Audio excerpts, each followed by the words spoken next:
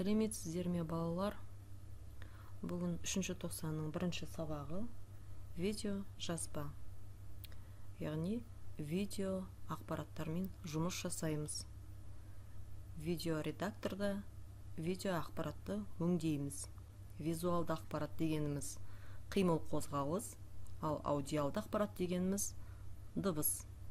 http www.nchsoftware.com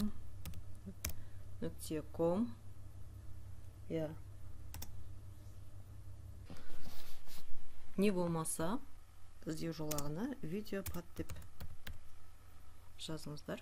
Сол кезде видеопад, видео эдитор деп шыға келеді. Міне ең бірінші тұрған www.nchsoftware.com осыған кіреміз. Сіздің загрузки папкаңызға жүктелді, келісемін дегенде тұру керек. Ерекшеленген не орнатылып жатыр. Видеопад. Видеопад дегеніміз видео редактор. Яғни видео ақпаратты өңдейтін редактор. Ол жерге біз өзіміздің видео камерамен түсіріп алған видеоларыңызды салып, қиятын жерін қиып, бөлетін жерін бөліп, үстіне дауысын өшіріп, үстіне дыбыс жазып, әртүрлі өңдеу жұмыстарын жасай аламыз.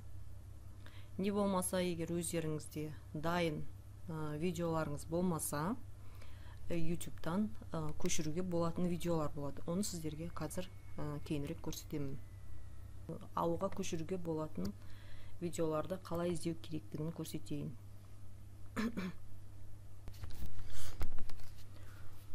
Мысалға, YouTube-тағы видеоның төменгі жағында Free Creative Commons деген жазу тұрса, бұл көшіріп алуға болады деген сөз. Көшіріп алуға рұқсат, ортақ пайдалануға деген сөз. Және бұның лицензиясын көрсетіп қойыңыз. Міне лицензиясы Creative Commons. Лицензиясы бұл видеоның Creative Commons. Attribution десе разрешено повторное использование. Яғни көшіріп алып, қайтадан салуға болады деген сөз, қолдануға болады деген сөз. Тек қана авторға сілтеме, яғни поделиться деп сілтеме жасап қойсаңдар болды. Кейбір видеолардың астында осындай рұқсат берілген лицензиялар болады, оны алуға болады көшіріп. Ал басқаларында стандартный деп тұрса, оны көшіріп алуға болмайды. Яғни бұл ұрлап алғанмен бірдей.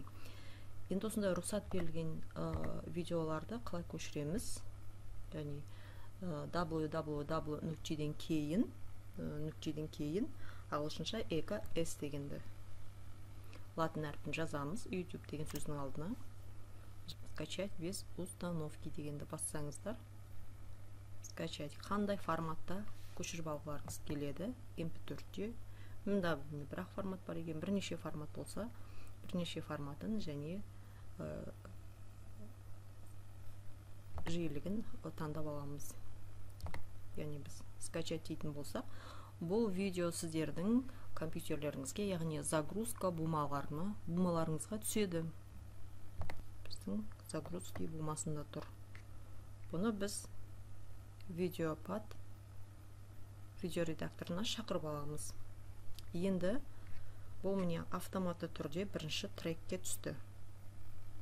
Сіздер бұл кез келген жерін көріп, үстіндегі міне жүгіртпе, қызыл жүгіртпені ары бері жүгіртіп, егер қиып тастау керек болса, мысалға міне аяқ жағы сіздерге керек емес болса, сплит деген бар. Сплит. Қиып алып тастады. Қиып бөліп қойып қойды. Сол жағына қараймыз, міне. Сол жағында міне дыбысын өшіру деген бар, дыбысын өшіріп тастауға болады. Дыбысына крест қойып тастауға болады. Дыбысына крест қойып, өздеріңіз дыбыс жазып қойсаңыз болады, міне.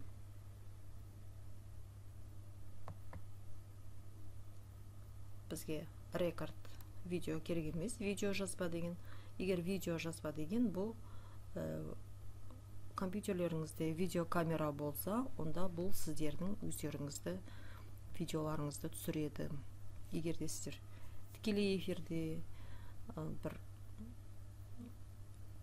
эфирде сөйлегілеріңіз келсе, соны жазып алғыларыңыз келсе, онда рекорд видеоны басамыз. Ал егер де дауыстарыңызды жазатын болсаңыздар, онда рекорд аудио, яғни аудио жазу.